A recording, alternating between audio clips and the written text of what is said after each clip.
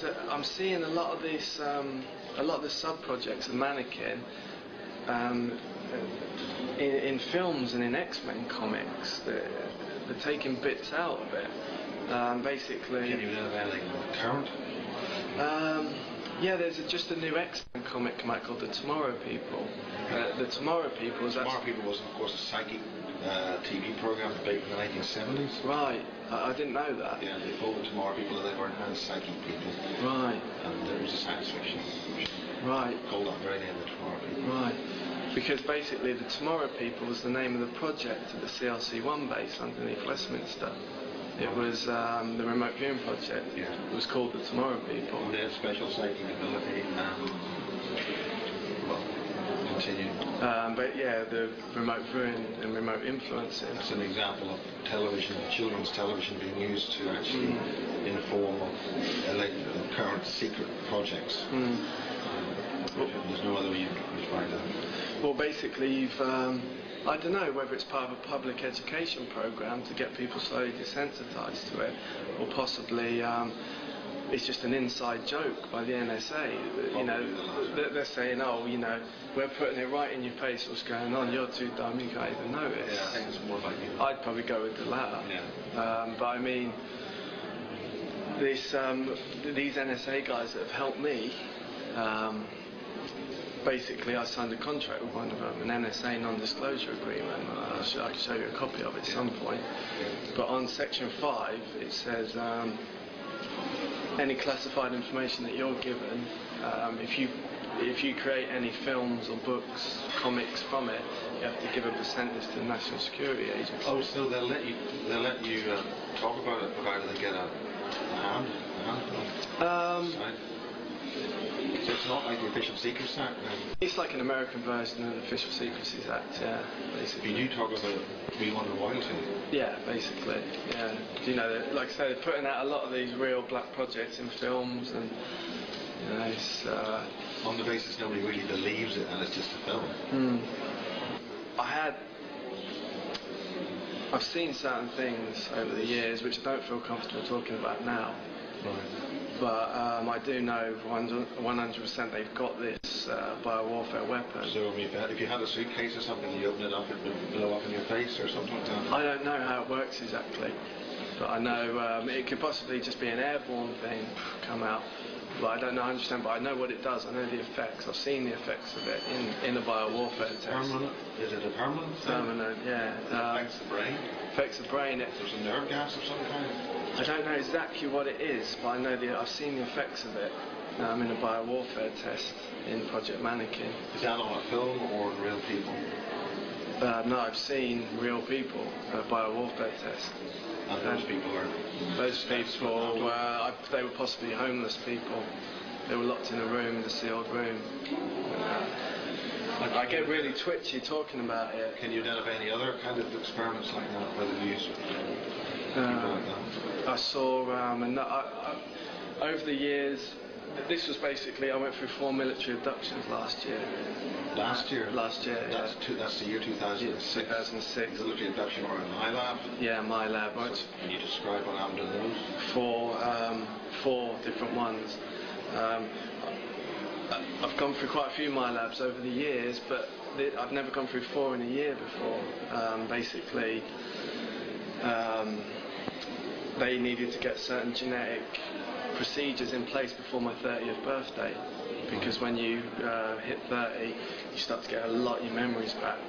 Right. I think neural pathways open up in the brain. So is that how you're able to talk about this now? Yeah, I still get really twitchy talking about things, certain things I've seen over the years. I think if you can concentrate on what you personally witnessed, that would be good. Okay. In one of the military abductions towards the end of 2006, what's actually happened, how I know some of the bases I was at. One of them was at the Monsoon 1 facility. Which one? Monsoon 1 was below RAF Lacanheath, it's about 9 miles of London. I was there in a place called the Proteus Labs.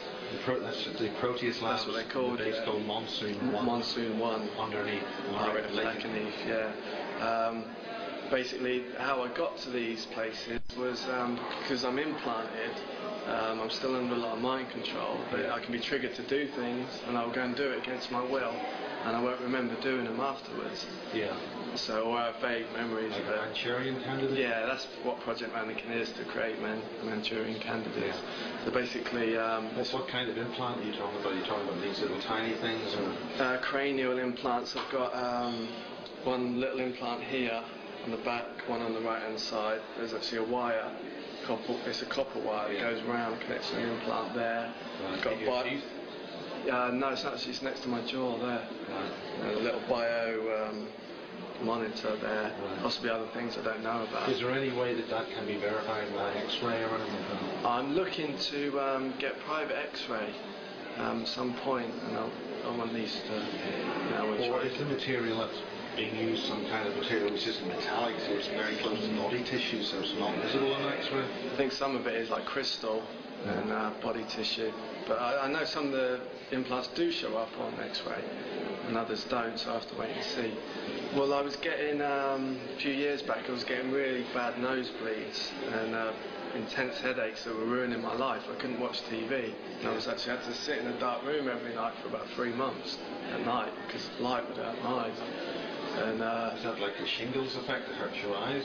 No, it was a nightmare. I felt like kind of drills were going into my eyes. It was like ruining my life. Some real heavy painkillers. And basically, I went for an X-ray, but they wouldn't show me the results of it. And then after that, this plastic material came out my nose, and I was blowing it. Yeah. It stayed there, but then it disintegrated a couple of days later. But it was like hard plastic, and once that came out, the pain, the pressure went. But I mean, possibly where this stuff is happening, these procedures are taking place, is, for instance, the Proteus labs, the genetics labs on Deep Monsoon 1. Basically, what happened at the end of 2006, this is around August, it was the latter part of August. Something happened at the beginning of August as well, but I'll concentrate on this. Fell asleep at 2:30 in the morning. Woke up 45 minutes later, got dressed, headed out the front door, down to the local cliffs in the middle of nowhere. Basically, there was a firefly waiting for me, black triangle disc, which is a abduction craft. And that's the British version of the stealth. Yeah. But it hovers. Yeah, a very small craft. Yeah. And next thing I know, I'm walking up a ramp on there. There's all special forces guys on it, dressed in black uniform with no insignia on it. Yeah. And I went in, and there's a ramp at the back. I walked onto it. There's like the main section's like this, and there's 6 seats on each side. They face each other like a military plane, like a passenger jet on board, like a military plane, opposite each other. And then at the front there's a cockpit with 2 seats in it. And I took my place down on the right hand side at the end.